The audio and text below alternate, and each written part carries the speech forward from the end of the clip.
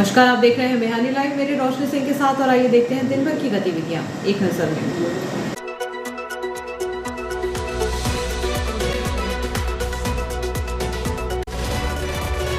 इस हेडलाइन के प्रायोजक हैं नर्मदांचल का स्वर्ण धाम गोठी ज्वेलर्स, सराफा बाजार, इटारसी।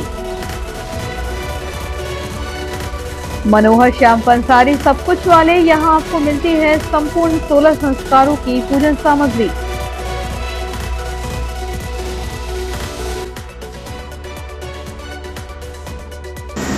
थाने में 3 किन्नरों ने पिया फिनॉइल, देर तक चला ड्रामा। जल संसाधन विभाग की 34वीं राज्य स्तरीय खेल प्रतियोगिता, नर्मदापुरम की टीम रीवा रवाना। धारदार हथियार से युवक पर जानलेवा हमला, 2 आरोपी नामजद। मनमानी और दुर्व्यवहार के आरोप, टांगना ग्राम सभा में सरपंच को हटाने का प्रस्ताव पारित। हॉकी का महाकुंभ, अखिल भारतीय महात्मा गांधी स्मृति हॉकी प्रतियोगिता का भव्य शुभारंभ। लोक निर्माण विभाग के नवनिर्मित रेस्ट हाउस का होगा लोकार्पण। ट्रेनों में हिंसक होते विवाद, कामायनी एक्सप्रेस में टीसी और यात्री के बीच टिकट पर बहस, प्लेटफॉर्म पर मारपीट। बड़ा साइबर फ्रॉड, अधिकारी बनकर स्टॉक मार्केट के नाम पर लगभग 10 लाख रुपए की धोखाधड़ी। और अब बढ़ते हैं आगे।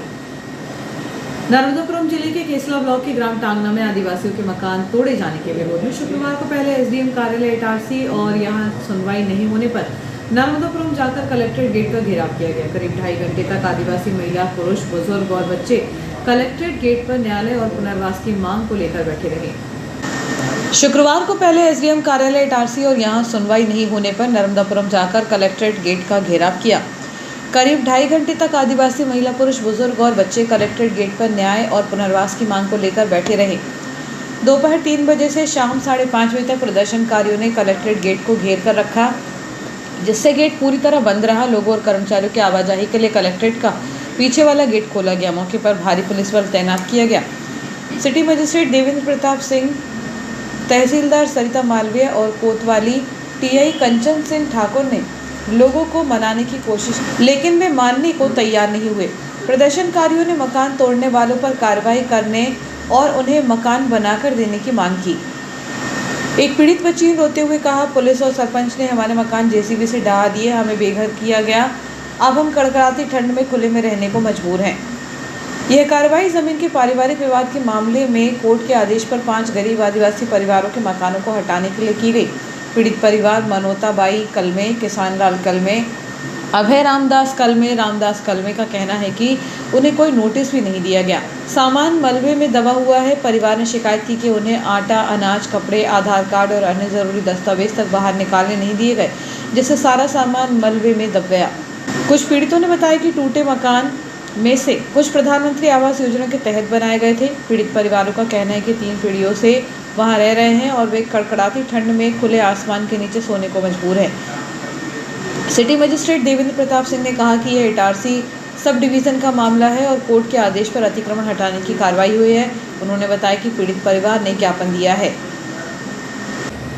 मध्य प्रदेश तैलिक साहू सभा भोपाल के प्रदेश अध्यक्ष के चुनाव के संबंध में मुख्य चुनाव अधिकारी रमेश के साहू एडवोकेट इटारसी की उपस्थिति में प्रदेश संगठन की ओर से प्रदत्त प्रारंभिक मतदाता सूची का प्रारंभिक प्रकाशन भोपाल स्थित प्रदेश कार्यालय में कर दिया गया है, जिस पर 25 दिसंबर तक आपत्ति आमंत्रित की गई है। शहर में एक बड़े साइबर धोखाधड़ी का मामला सामने आया है। पुलिस ने आसावाद निवासी एक फरियादी की शिकायत पर मामला दर्ज किया है। आरोपी ने खुद को एक उच्च अधिकारी बताकर पीड़ित को शेयर मार्केट में निवेश और मोटा मुनाफा दिलाने का झांसा दिया। पुलिस में दर्ज शिकायत के अनुसार आरोपी ने फरियादी को शेयर मार्केट में स्टॉक खरीदकर मुनाफा देने का लालच दिया। विश्वास में लेकर आरोपी ने पीड़ित से कुल 9,85,000 रुपए की राशि ऐंठ ली। यह धोखाधड़ी 20 जुलाई 2025 से 5 अगस्त 2025 के बीच की गई। पुलिस के अनुसार धोखाधड़ी के शिकार हुए फरियादी स्वयं आसावाद इटारसी के रहने वाले हैं। शिकायत विपुल दुबे पिता अवधेश कुमार उम्र 26 वर्ष निवासी वार्ड 21 आसावाद ने की है। पुलिस ने आम जनता से अपील की है कि वे ऑनलाइन निवेश और शेयर मार्केट से जुड़े किसी भी बड़े मुनाफे के झांसे में न आए। किसी भी निवेश से पहले व्यक्ति और संस्था की प्रामाणिकता की पूरी तरह से जांच करें। मामले की विस्तृत जांच की जा रही है। देश भर की ट्रेनों में अक्सर टिकट चेकिंग के दौरान यात्रियों और रेल कर्मचारियों के बीच होने वाले मामूली विवाद अब हिंसक रूप लेने लगे हैं। ऐसा ही एक गंभीर मामला शनिवार को कामायनी एक्सप्रेस में सामने आया है, जहां टीसी और एक यात्री के बीच हुई बहस धक्का-मुक्की में बदल गई और नर्मदापुरम रेलवे स्टेशन के प्लेटफॉर्म पर दोनों के बीच मारपीट हो गई। मारपीट में टीसी राजेश कुमार के गाल पर चोट लगने से खून निकलने लगा। दूसरी ओर विवाद करने वाले यात्री ने स्वयं को मुंबई की बोरीवली जीआरपी में बतौर होमगार्ड पदस्थ बताया है। यह घटना तब शुरू हुई जब कामायनी एक्सप्रेस में टीसी राजेश कुमार ने यात्री शुभम सिंह को आरक्षित बोगी में पाया। शुभम अपनी मां बिंदु सिंह, जिनका S7 में आरक्षण था, और पिता ब्रजेश सिंह के साथ भदोही उत्तर प्रदेश से मुंबई जा रहा था। टीसी राजेश कुमार ने मीडिया से केवल इतना कहा कि यात्री जनरल टिकट पर आरक्षित बोगी में सफर कर रहा था। टिकट चेकिंग के दौरान यात्री ने बहस करते हुए मारपीट की, जिसके कारण उन्हें चोट लग गई है। आरोपी यात्री शुभम सिंह के अनुसार वे जनरल बोगी में थे, लेकिन सुबह नाश्ता करने के लिए अपनी मां के पास आरक्षित बोगी में आए थे। उन्होंने टीसी को सारी बात बताई, लेकिन टीसी मानने को तैयार नहीं हुआ। नर्मदापुरम स्टेशन आने पर टीसी ने उन्हें पकड़कर खींचकर बाहर करने का प्रयास किया। शुभम का आरोप है कि टीसी ने अभद्रता की और पैसे की मांग की, जिसके बाद खींचतान और मारपीट हुई। विवाद के बाद दोपहर तक नर्मदापुरम और इटारसी जीआरपी थाने में दोनों पक्षों में शिकायतें चलती रही। दोनों पक्ष पैसे, टैप सहित अन्य सामान गुमने की शिकायत कर रहे हैं। हालांकि टीसी राजेश कुमार की शिकायत पर इटारसी जीआरपी ने मामला दर्ज कर लिया है। कांस्टेबल के पिता ब्रजेश सिंह को भी इटारसी स्टेशन पर उतारा गया। इस घटना ने एक बार फिर रेलवे में कर्मचारियों और यात्रियों के बीच बढ़ रही असहिष्णुता की समस्या को उजागर किया है। एक छोटे से टिकट विवाद को संवाद या जुर्माने की प्रक्रिया से हल करने के बजाय अक्सर यात्री और कर्मचारी सीधे शारीरिक या कानूनी विवाद में उलझ जाते हैं, जिससे रेल यात्रा का माहौल खराब हो जाता है। जीआरपी पुलिस ने मामले की गंभीरता को देखते हुए दोनों पक्षों का जिला अस्पताल नर्मदापुरम में मेडिकल कराया और विस्तृत जांच कर रही है।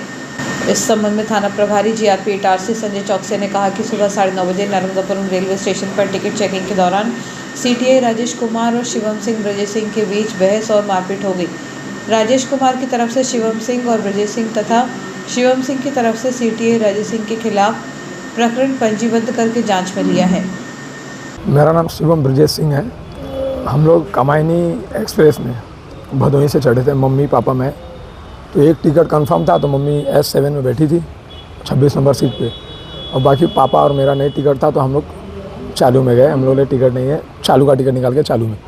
पर खाना खाने सुबह, जैसे अब सुबह का टाइम हो गया था, तो सुबह मतलब रात भर हम लोग कुछ खाए नहीं थे। हम लोग सुबह चलते मम्मी के पास, खा के आते कुछ। तो मम्मी के पास गए, तो तब तक वो टिकट चेक करने वाला गया। हम लोग बोले भाई हम लोग चालू में है, टिकट भी दिखाए कि चालू का टिकट है, नेक्स्ट मतलब चले जाएंगे, अपने डब्बे में चले जाएंगे। बोलते नहीं इसका फ़ाइन दो, अभी टिकट कटाओ। तो हम लोग बोले भाई कि उसी में बहस में हाथापाई हो गई। वो हाथापाई किए और उसमें मेरा चैन गया और मेरा पैसा भी गया। उनका ऐसा है, जब बहस वो अंदर मेरे रहे थे कि अगला स्टेशन नर्मदापुरम था, हाँ बराबर। तो बोले नेक्स्ट स्टेशन जो आ रहा है उस पर ये लोग उतारो। हम लोग को उतारने के चक्कर में हम, अब मेरी मम्मी अकेले, तो मेरी मम्मी का तबीयत ख़राब है, सामान इतना है। हम लोग बोले बात जो है गाड़ी के अंदर करो, हम लोग उतरेंगे नहीं। ये लोग आरपीएफ बुला के ज़बरदस्ती खींच के बाहर लेने लगे। उसमें मेरा चैन गिर गया, पापा का भी, और पापा का तो उसने वो जो स्वेटर पहने थे वो खींच दिया। वो तो स्टेशन पे तो कैमरे में देख रहा है 1 नंबर प्लेटफॉर्म पे। मेरा 20,000 रुपया गया है, और ये सीधा डब्बे से ही घसीट के लेके गए, उसी घसीटे में मारा पट्टी हो गया। अभी कार्रवाई अभी उन्होंने अपना वो रख रहे हैं। अब उनके बाद हम अपना रखेंगे, क्या लिखवाएंगे FIR। मैं बोरीवली जीआरपी में होमगार्ड हूँ, मुंबई हरेली में। मेरा नाम ब्रजेश सिंह है। मेरे साथ ज़बरदस्ती आकर के उठा करने लगा है टीसी। टिकट दिखाने के बाद भी विवाद, पैसा मांग रहा था। टिकट था नहीं टिकट है मेरे पास, अभी भी है टिकट मेरे पास। मारपीट किया, यही मारा, मेरा जर्सी उर्सी फाड़ दिया, मेरा शरीर मेरे घसीट के नीचे उतारा, मेरा पैसा सिकड़ी। मैं भदोही से लोकमान्य तिलक जा रहा था। देखिए आज सुबह करीब 9:30 बजे नर्मदापुरम स्टेशन पे जब कामायनी एक्सप्रेस 11:072 पहुंची, तो उसी समय डिप्टी CTI राजेश कुमार द्वारा जब टिकट चेकिंग की जा रही थी, उसी दौरान शिवम सिंह और इनके पिता ब्रजेश सिंह को टिकट की बात पूछने पर जब इनके पास जनरल का टिकट होना पाया गया, उसी बात पर से इनका विवाद हुआ। विवाद होने पर दोनों में बहसबाजी हुई और इसके बाद दोनों पक्षों में मारपीट हुई।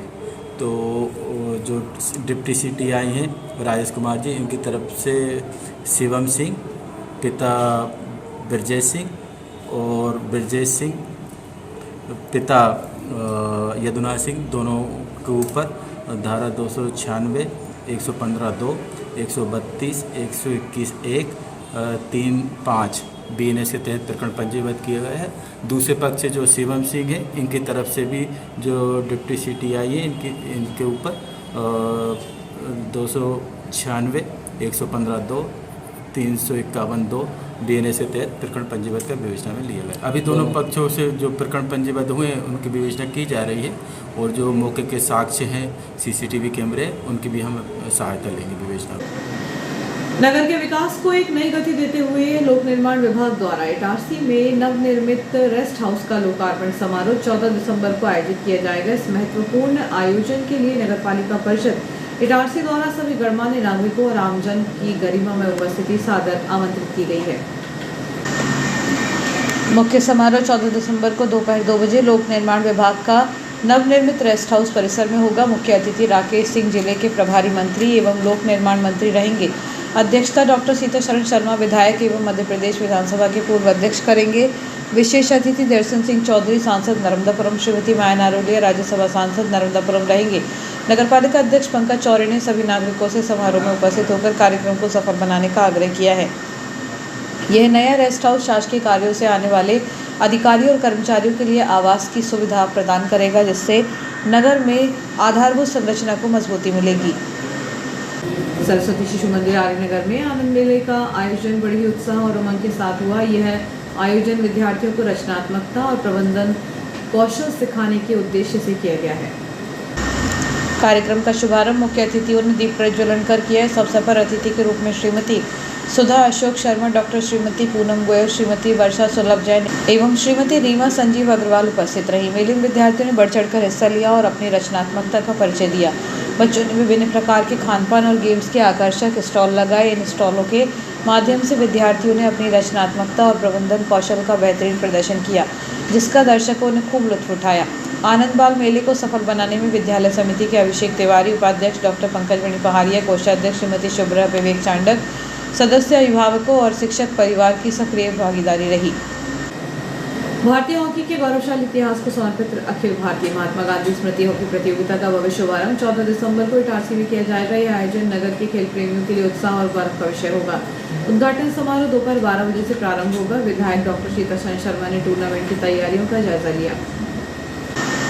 इस महाकुंभ में देश के विभिन्न राज्यों और विभागों की 1.5 दर्जन से अधिक प्रतिष्ठित टीमें भाग ले रही हैं। प्रतियोगिता में शामिल होने वाली प्रमुख आमंत्रित टीमों में दक्षिण पूर्व मध्य railway Bilaspur, south central railway Secunderabad, उत्तर मध्य रेलवे इलाहाबाद, दक्षिण पश्चिम रेलवे बेंगलोर सहित आर्मी ग्रीन जालंधर, पामपोस्ट राउरकेला, महाराष्ट्र 11, रायपुर एकेडमी, साई बरेली सेफे उत्तर प्रदेश, FCI पुणे, अमरावती महाराष्ट्र, CPMG भोपाल, जबलपुर, इंदौर, बालाघाट की टीमें रहेंगी। शुभारंभ के अवसर पर 2 रोमांचक मैच खेले जाएंगे। पहला उद्घाटन मैच ऑर्डिनेंस फैक्ट्री इटारसी बनाम बैतूल तथा द्वितीय मैच जबलपुर बनाम हरदा के मध्य खेला जाएगा। शुभारंभ के अवसर पर नगरपालिका परिषद इटारसी के अध्यक्ष, पार्षद तथा हॉकी इटारसी के वरिष्ठ खिलाड़ी विशेष रूप से उपस्थित रहेंगे। आयोजन समिति ने समस्त खेल प्रेमियों एवं नगरवासियों से अपील की है कि वे इस ऐतिहासिक आयोजन में अधिक से अधिक संख्या में उपस्थित होकर खिलाड़ियों का उत्साहवर्धन करें। रुक रहे हैं छोटे से ब्रेक के लिए।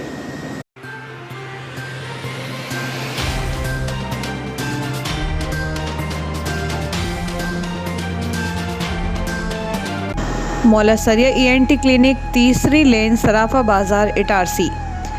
नए विशेषज्ञ अब उपलब्ध। Doctor Harshit Wadwude, MBBS, gold medalist, MS ENT, assistant professor, Gandhi medical college, Hamidia hospital, ex senior AIIMS Bhopal, MY hospital Indore. कान बहने, संक्रमण और सुनने की क्षमता कम होने का सफल इलाज, गले की खराश, आवाज़ में बदलाव और निगलने में परेशानी का समाधान, नाक बंद होने, साइनस और सांस लेने की समस्याओं से राहत। बच्चों एवं वयस्कों के लिए संपूर्ण कान, नाक, गले ENT के विशेषज्ञ देखभाल। संपर्क करें रविवार को विशेष OPD में, प्रत्येक रविवार सुबह 11 बजे से दोपहर 3 बजे तक। संपर्क करें 9893048144 पर। प्रतिवर्षानुसार इस वर्ष भी 7 स्टार क्लब इटारसी द्वारा धार्मिक कार्यक्रमों के आयोजन की श्रृंखला में संगीतमय श्रीमद् भागवत कथा का आयोजन 26 दिसंबर 2025 से 1 जनवरी 2026 तक किया जा रहा है। यह आयोजन न्यास कॉलोनी स्थित वृंदावन गार्डन में किया जा रहा है। भागवत कथा का समय दोपहर 1 बजे से शाम को 6 बजे तक रहेगा। इस आयोजन में कथावाचक श्री राधा हरसिद्ध आश्रम गोवर्धन ब्रजधाम की अध्यक्ष बाल साध्वी राधा देवी जी के श्रीमुख से कथा का वाचन किया जाएगा। श्रीमद् भागवत कथा के दौरान महामंडलेश्वर भैया दास महाराज बालाजी धाम आश्रम गौशाला डूंडा हेड़ा बागपत मुख्य रूप से उपस्थित रहेंगे। आयोजन समिति 7 स्टार क्लब इटारसी सभी भक्तगणों से निवेदन करती है कि श्रीमद् भागवत कथा में शामिल होकर पुण्य लाभ अर्जित करें। क्योंकि संत किसी का ऋण नहीं लेते, या तो किसी की सेवा स्वीकार नहीं करते, और सेवा स्वीकार करते हैं तो उसका बदले में उसका कल्याण अवश्य करते हैं। कई बार लोग सोचते हैं भाई संत तो भोजन करने के लिए आ गए, दक्षिणा लेने के लिए आ गए।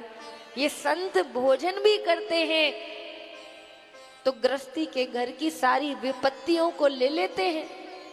संत भोजन साधारण नहीं है। संतों को भोजन कराना कोई साधारण बात नहीं है।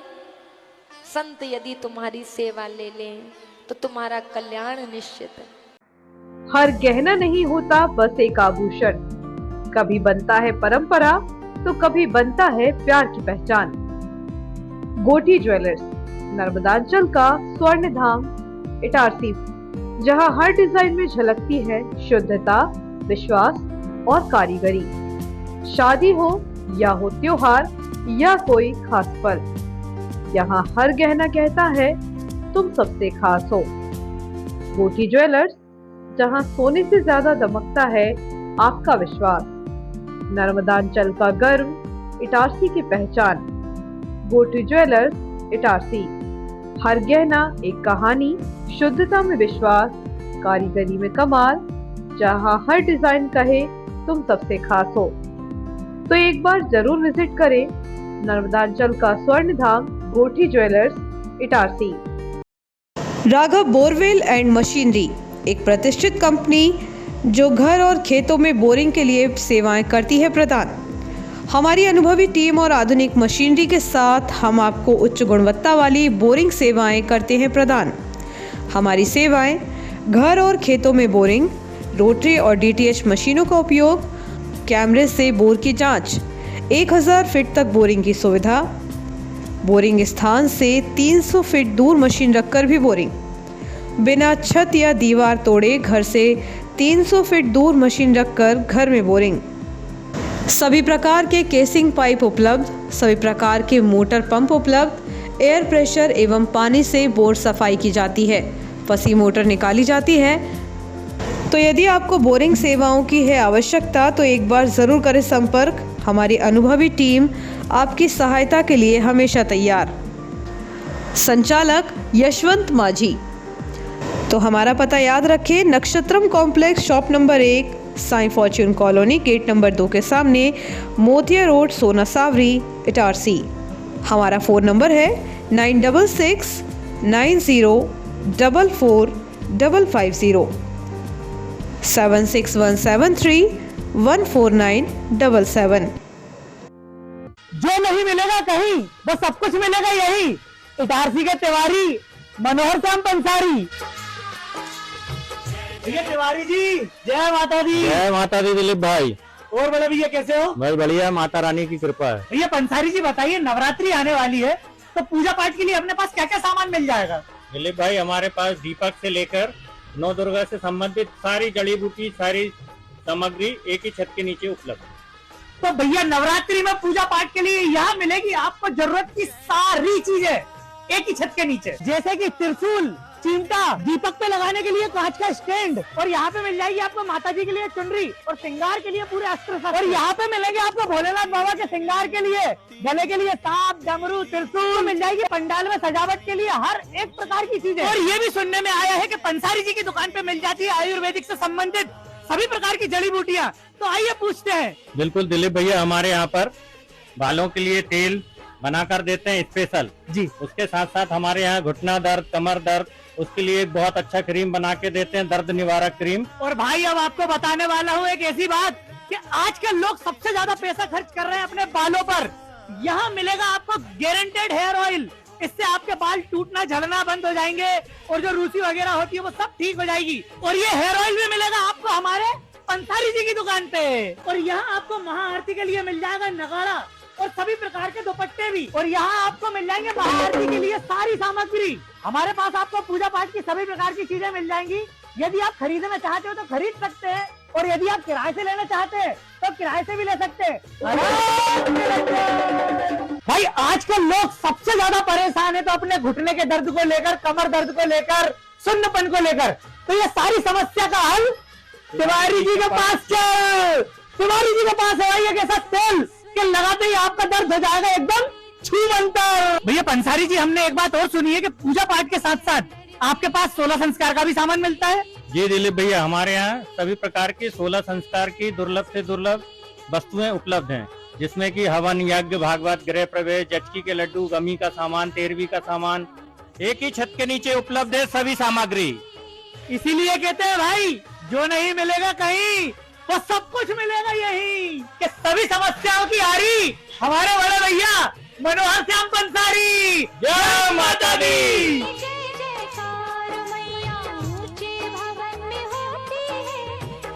तो भाई पूजा पाठ से संबंधित सभी प्रकार की चीजें मिल जाएगी आपको मात्र एक ही छत के नीचे। तो हमारा पता है पुरानी इटारसी, आजाद चौराहा, जमानी रोड, मनोहर श्याम तिवारी जी की दुकान।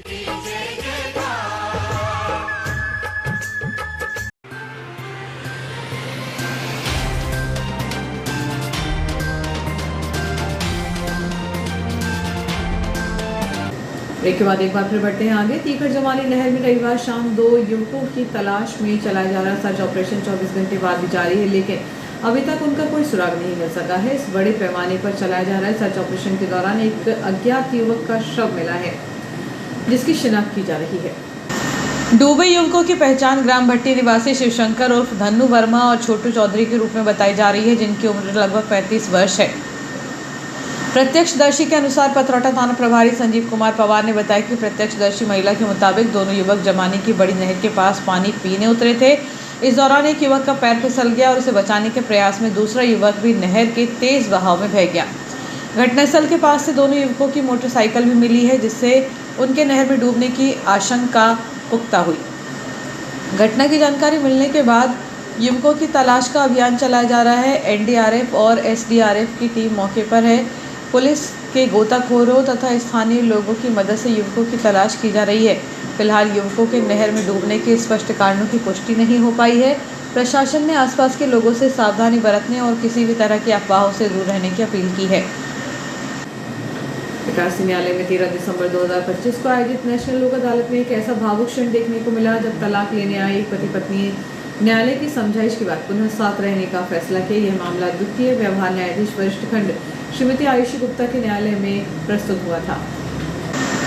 नेशनल लोक अदालत के दौरान एक ऐसा भावुक क्षण देखने को मिला जब तलाक लेने आए पति पत्नी ने न्यायालय की प्रभावी समझाइश के बाद पुनः साथ रहने का फैसला किया। यह मामला द्वितीय व्यवहार न्यायाधीश वरिष्ठ खंड श्रीमती आयुषी गुप्ता के न्यायालय में प्रस्तुत हुआ था। न्यायालय और सुलहकर्ता के अथक प्रयासों का परिणाम यह रहा कि आकांक्षा चौरे और गजेंद्र चौरे जो तलाक के लिए आए थे, उन्होंने आपसी सहमति से एक साथ रहने के लिए रजामंदी दी। प्रेम और विश्वास की पुनर्स्थापना के प्रतीक के रूप में दंपति ने खंडपीठ के समक्ष आपस में एक दूसरे को माला पहनाकर अपने रिश्ते को फिर से स्थापित किया। यह घटना दर्शाती है कि न्यायालय न्यायाधीश और सुलहकर्ता वैवाहिक विवादों को केवल कानूनी दृष्टिकोण से नहीं बल्कि मानवीय दृष्टिकोण से देखते हुए परिवारों को जोड़ने में महत्वपूर्ण भूमिका निभाते हैं। मध्य प्रदेश राज्य विधिक सेवा प्राधिकरण के निर्देश पर आयोजित इस नेशनल लोक अदालत में कुल 5 खंडपीठों का गठन किया गया। इस दौरान न्यायालय में और प्री लिटिगेशन मामलों की समझौता राशि पर निर्णय समझौते हुए। कार्यक्रम में जिला न्यायाधीश, तहसील विधिक सेवा समिति इटारसी, आदित्य रावत सहित कई न्यायिक अधिकारी, अधिवक्ता संघ के सदस्य, अभियोजन अधिकारी गण, विद्युत विभाग, बैंक के अधिकारी एवं कर्मचारी गण उपस्थित रहे। केसला विकासखंड की ग्राम पंचायत टांगना में शनिवार 13 दिसंबर को आयोजित ग्राम सभा में सरपंच को पद से हटाने का प्रस्ताव सर्वसम्मति से पारित किया गया। ग्राम सचिव को सूचना देकर आयोजित इस सभा में लगभग 500 ग्रामीण पंचायत सदस्य उपस्थित थे। ग्रामीणों ने सरपंच की कार्यप्रणाली को मनमानी बताते हुए उन पर गंभीर आरोप लगाए हैं। सरपंच द्वारा लगातार गाली गलौज की जाती है। आवश्यक विकास और प्रशासनिक कार्य जानबूझकर लंबित रखे जाते हैं। सरपंच को कई बार समझाने के बावजूद उनकी कार्यप्रणाली में कोई सुधार नहीं हुआ। ग्रामीणों ने लिखित शिकायत पर चर्चा की, जिस पर करीब 300 लोगों ने हस्ताक्षर किए थे। ग्राम पंचायत के 16 में से 12 पंचों ने भी सरपंच को हटाने के प्रस्ताव के समर्थन में अपनी सहमति दी है। ग्रामीणों ने बताया कि पूर्व में भी सरपंच के विरुद्ध धारा 40 के अंतर्गत कार्रवाई का मामला केसला जनपद पंचायत में लंबित है। ग्रामीणों ने प्रशासन से उक्त लंबित मामले और वर्तमान प्रस्ताव के आधार पर सरपंच और अतिशीघ्र कार्रवाई करने की मांग की है। नर्मदांचल इटारसी के राष्ट्रीय ख्याति प्राप्त कवि, नाट्य कलाकार और पूर्व जिला शिक्षा अधिकारी ब्रजकिशोर पटेल के सशक्त और मार्मिक अभिनय से सजी हॉरर कॉमेडी फिल्म के विशेष शो हाल ही में आयोजित किए गए हैं। इन शोज को इंदौर के सपना संगीत टॉकी, सतना के A4 सिनेमा घर और छतरपुर के JP सिनेमा घरों में दर्शकों ने देखा। ओम शिवाय फिल्म्स कंपनी की इस मूवी के निर्माता हरिनारायण चौरसिया, निर्देशक मनीष वर्मा है। दर्शकों ने फिल्म की कहानी, निर्देशक मनीष वर्मा के फिल्मांकन और मुख्य पात्रों के अभिनय की मुक्त कंठ से प्रशंसा की। इटारसी के ब्रजकिशोर पटेल ने फिल्म में नायक गोपाल, अभिषेक शर्मा के पिता और नायिका आराधना सचान के ससुर धनीराम धनिया की महत्वपूर्ण भूमिका निभाई है। धनीराम एक गरीब मजदूर वृद्ध है जो गांव के दबंगों के अत्याचार और शोषण का शिकार है। कहानी में रोमांचक मोड़ तब आता है जब धनीराम का निडर और बहादुर जवान बेटा गोपाल अचानक शहर से अपनी पत्नी के साथ गांव वापस लौटता है। गोपाल फिर दबंग सरपंच के गुंडों से अकेला मुकाबला करना शुरू कर देता है। श्री पटेल ने निर्देशक मनीष वर्मा के माध्यम से जानकारी दी है कि इटारसी के गोल्ड मार्ग और द पार्क सिनेमा घर सहित पूरे देश में इसी सप्ताह फिल्म प्रदर्शन की तारीख शीघ्र ही सुनिश्चित की जाएगी। क्रिस्त जयंती पर्व के उपलक्ष्य में pastors fellowship Christian youth association और समस्त मसीही समाज द्वारा इटारसी में एक कार्यक्रम एक शाम प्रभु यीशु के नाम का आयोजन किया जा रहा है। यह कार्यक्रम 14 दिसंबर को शाम 5 बजे भवानी प्रसाद मिश्र ऑडिटोरियम इटारसी में आयोजित होगा। इस आयोजन में प्रभु यीशु मसीह के जन्म पर्व के उपलक्ष्य में गीत, संगीत और लघु नाटिकाएं प्रस्तुत की जाएंगी। इस कार्यक्रम के माध्यम से समस्त मसीही समाज एक दूसरे को कृष्ण जयंती पर्व की शुभकामनाएं देगा। इटारसी और आसपास के कई चर्च समूह इस कार्यक्रम में सक्रिय रूप से भाग लेंगे, जिनमें प्रमुख है ECI चर्च गांधीनगर और Kheda, Bethel Pentecostal church, friends church Itarsi Makodiya Kheda, sacred heart RC church, ELC church Itarsi और Jamani, little flower convent school, assembly of Christ church, ECI Hoshangabad और ELC सारनी। क्रिस्त जयंती पर्व के उपलक्ष्य में pastors fellowship Christian youth association और समस्त मसीही समाज द्वारा इटारसी में एक कार्यक्रम एक शाम प्रभु यीशु के नाम का आयोजन किया जा रहा है। नर्मदापुरम इटारसी मध्य प्रदेश सिंचाई जल संसाधन विभाग स्पोर्ट्स क्लब की 34वीं अंतर क्षेत्रीय राज्य स्तरीय खेलकूद प्रतियोगिता में भाग लेने के लिए नर्मदापुरम की टीम रीवा के लिए रवाना हो गई है। यह प्रतियोगिता 14 से 19 दिसंबर तक रीवा के खेल परिसर में आयोजित हो रही है। प्रतियोगिता का उद्घाटन समारोह 14 दिसंबर को आयोजित होगा। मुख्य अतिथि राजेंद्र शुक्ला, उप मुख्यमंत्री, विशिष्ट अतिथि तुलसी सिलावट विभाग के मंत्री एवं विनोद देवड़ा प्रमुख अभियंता अध्यक्षता क्लब के प्रांतीय अध्यक्ष मनीष मांडलिक करेंगे। नर्मदापुरम जिले के क्षेत्रीय अध्यक्ष बशारत खान, प्रभारी महेंद्र उगले और सचिव हेमंत अजनेरिया के नेतृत्व में खिलाड़ी एवं पदाधिकारी प्रतियोगिता में भाग लेने गए हैं।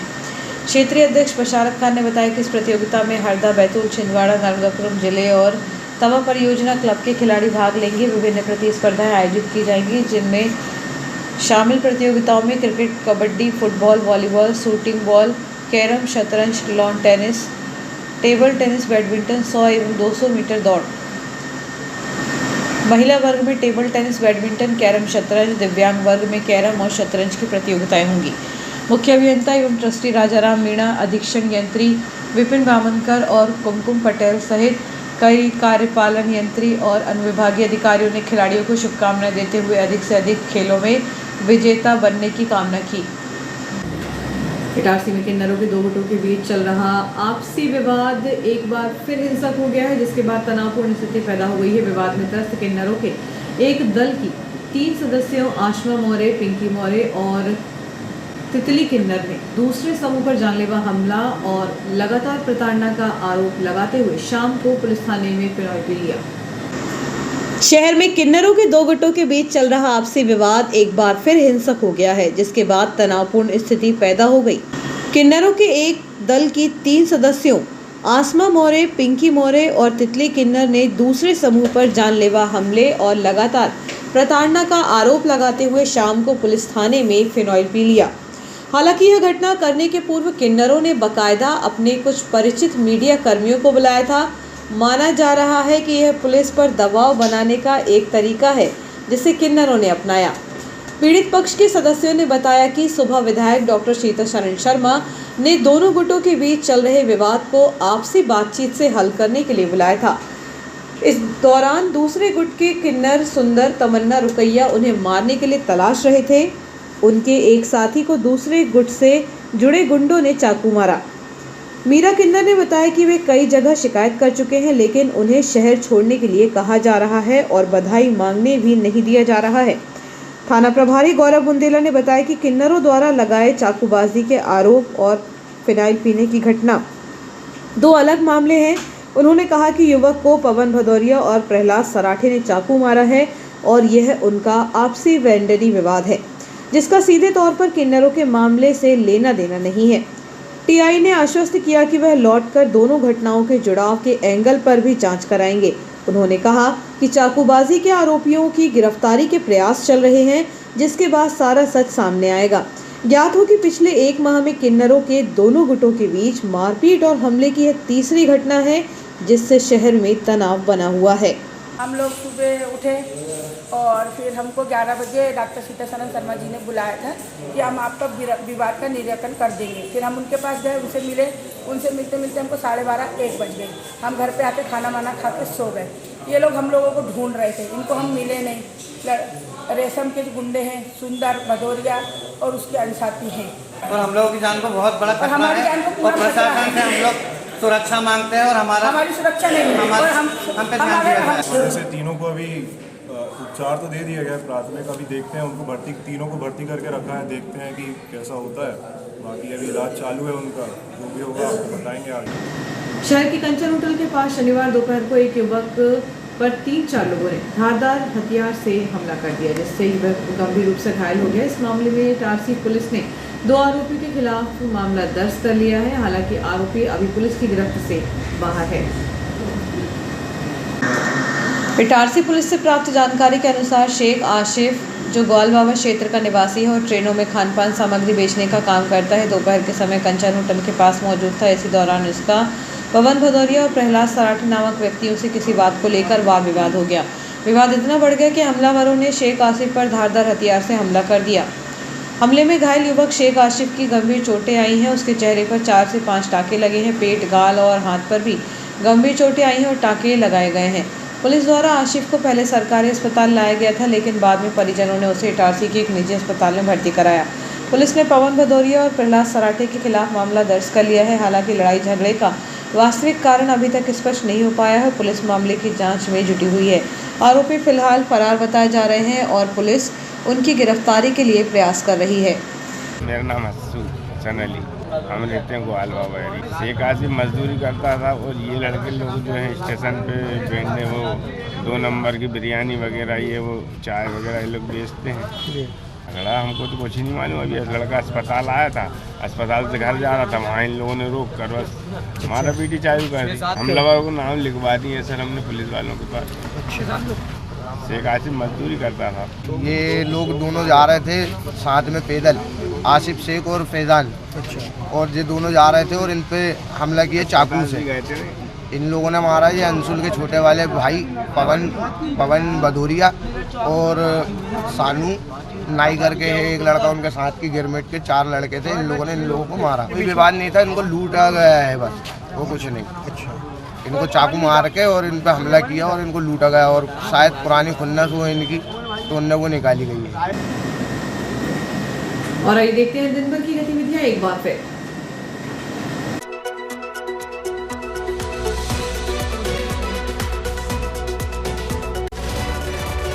इस हेडलाइन के प्रायोजक है नर्मदांचल का स्वर्ण धाम गोठी ज्वेलर्स सराफा बाजार इटारसी।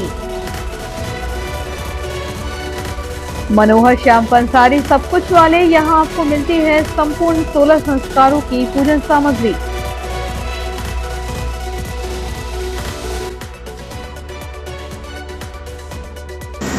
थाने में 3 किन्नरों ने पिया फिनॉइल, देर तक चला ड्रामा। जल संसाधन विभाग की 34वीं राज्य स्तरीय खेल प्रतियोगिता, नर्मदापुरम की टीम रीवा रवाना। धारदार हथियार से युवक पर जानलेवा हमला, 2 आरोपी नामजद।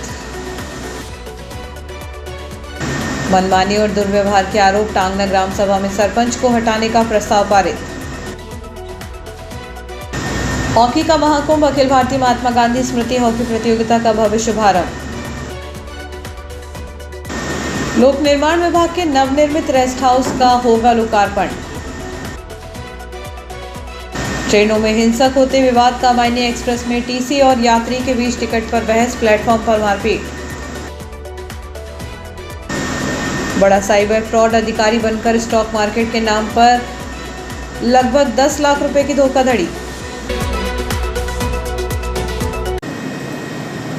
फिलहाल के लिए इतना ही, आगे दीजिए, नमस्कार।